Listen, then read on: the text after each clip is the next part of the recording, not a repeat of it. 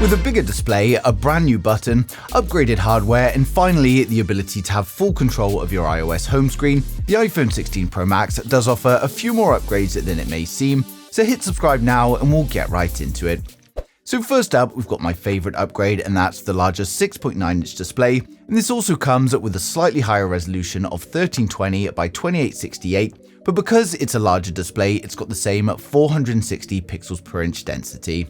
Now, there don't seem to be any upgrades to the display's performance, however, and it's got the same 1000 nits of typical brightness and 2000 nits of peak brightness, and it's also got the same dynamic island with the same selfie camera and the same Face ID sensor, but it's still a beautiful 120Hz LTPO OLED display, and it's fast and responsive exactly as you'd expect. Also, a great way to protect your display as well as the rest of your iPhone is with today's video sponsor Casetify and their brand new Ultra Bounce case.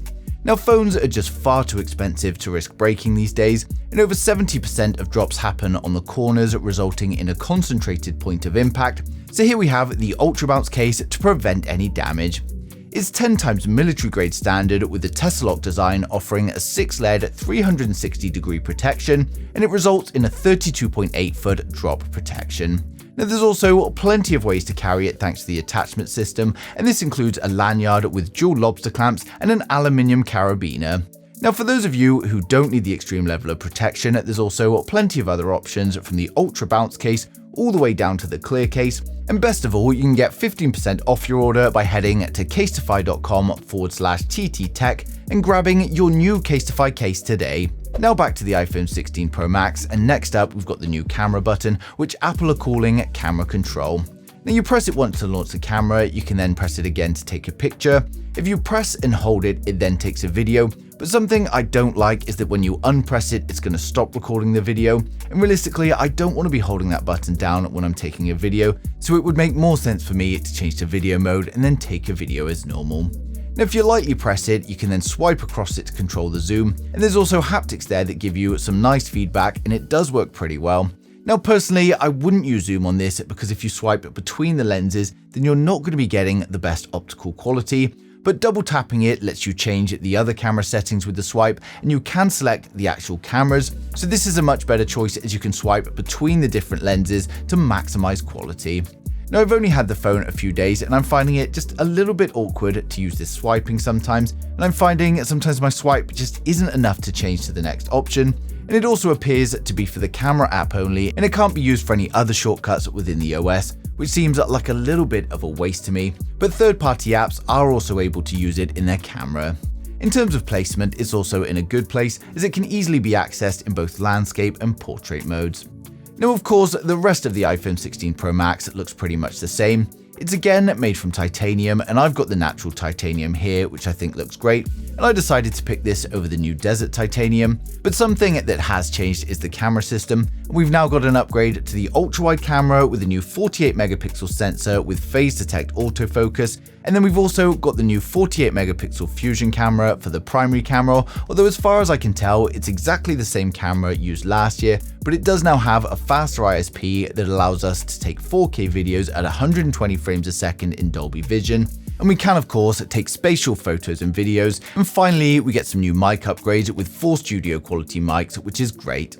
Now, personally, I use 4K 120 frames a second a lot for my slow motion B-roll, so I'm really happy to see this, but I'm not sure how much the average person is going to be making use of it. But an upgrade to the ultra-wide camera makes for better quality photos than before, and it now means it's more about choosing the right lens for the shot rather than avoiding the worst quality lens. Now, overall though, as you'd expect, the iPhone 16 Pro Max is incredible for photos as well as videos, and you can see we've got plenty of detail and dynamic range in all of these photos, and we'll just check out the video samples now. So here's the video from the primary camera, 4K 60 frames a second. We're on a busy road as well, so we can try out the audio mix and see how that helps. If we just stop, do a slow pan round, then a quick pan back, and we'll just give it a little sprint.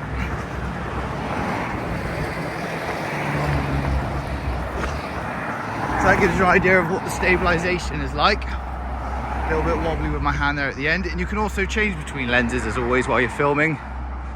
It says ultra wide 2 times and 5 times telephoto. Now this is a video from the ultra wide camera, again 4K, 60 frames a second, and it looks great quality video. We just stop and do a slow pan round.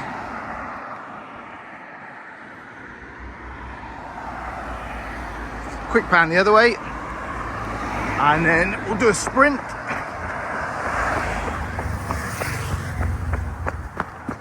And stop.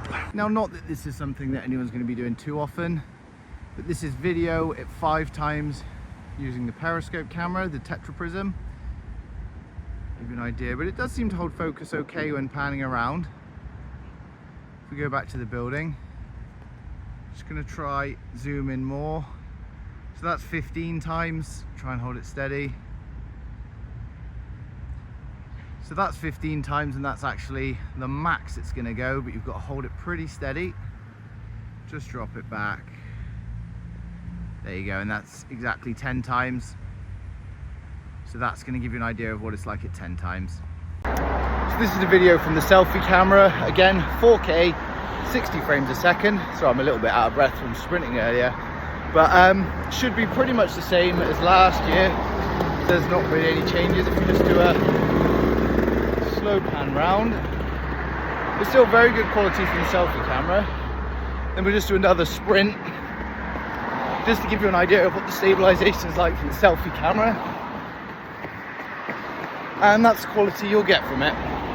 Now the audio is great from the new microphones, and if you use Audio Mix, it also allows you to go back and isolate different sounds or select the studio or cinematic, and the noise cancellation works incredibly well. Road, here the car's next to me, wind's not too bad though, but I'll try and keep talking because this will give us the chance to see how the Audio Mix works. So we've got a louder vehicle here. As I walk past, we'll see, can it cut out the sound? There.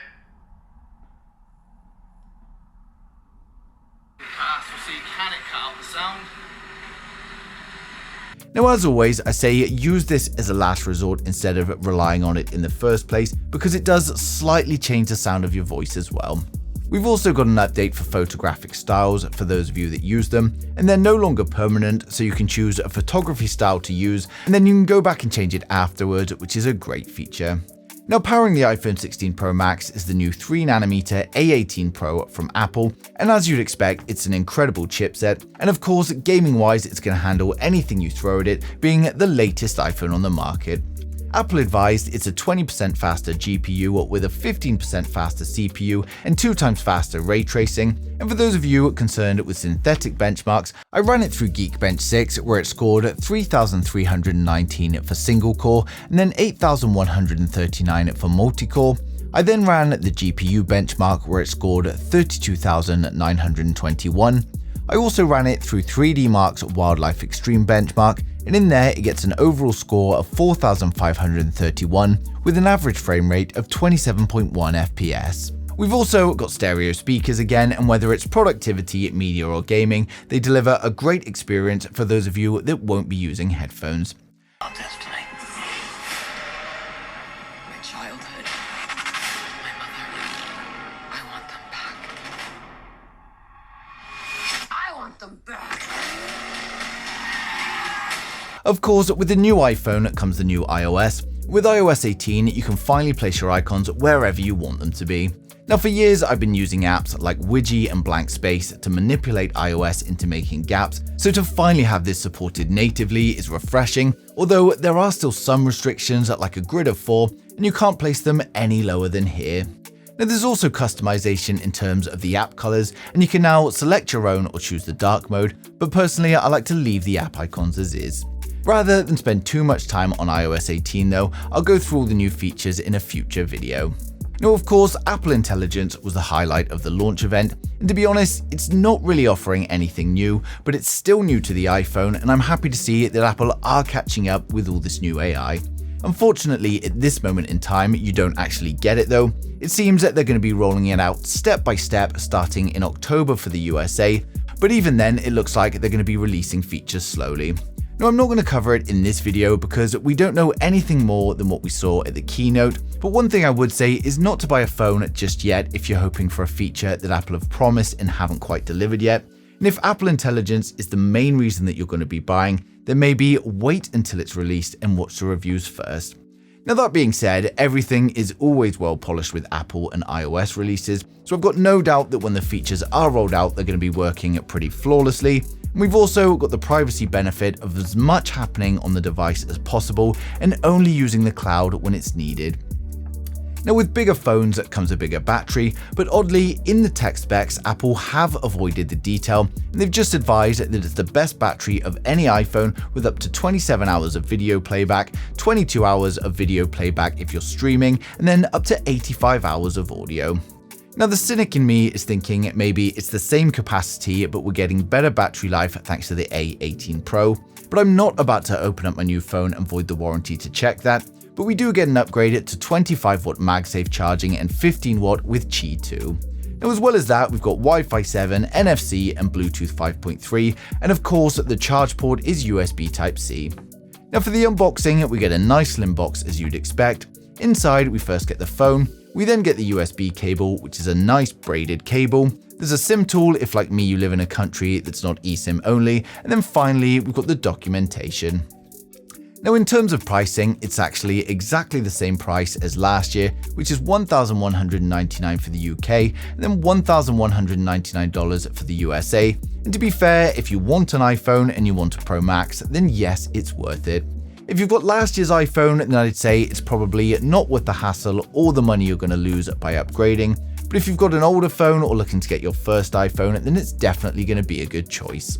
Now, personally, I feel like the capture button is a little bit gimmicky and it wasn't really needed. But then if it wasn't there, I'd probably be complaining that it looked exactly the same again. So it's not too much of a problem. Now, that's it for my unboxing and first impressions. But of course, I'll be doing a lot more videos on iOS 18, Apple Intelligence, and more. So let me know if you've got any questions down below. And don't forget to hit subscribe to stay up to date with the latest tech.